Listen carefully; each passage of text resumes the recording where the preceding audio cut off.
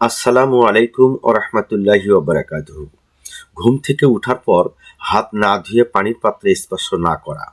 ঘুম থেকে উঠার পর হাত না ধুয়ে পানির পাত্রে স্পর্শ করা যাবে না, নিষেধ করা হয়েছে। আহ, হাদিস নম্বর 24, পৃষ্ঠা নম্বর 44, তিরমিজি শরীফের হাদিস। হযরত আবু হুরায়রা রাদিয়াল্লাহু তাআলা থেকে বর্ণিত, তিনি বলেন, রাসূল করিম সাল্লাল্লাহু আলাইহি সাল্লাম ইরশাদ করেছেন, তোমাদের কেউ স্বীয় রাতে ঘুম থেকে জেগে উঠে হাত দুই বা তিনবার পানি না ঢেলে তা কোনো পানির পাত্রে কোনোদিন ঢুকাবা না।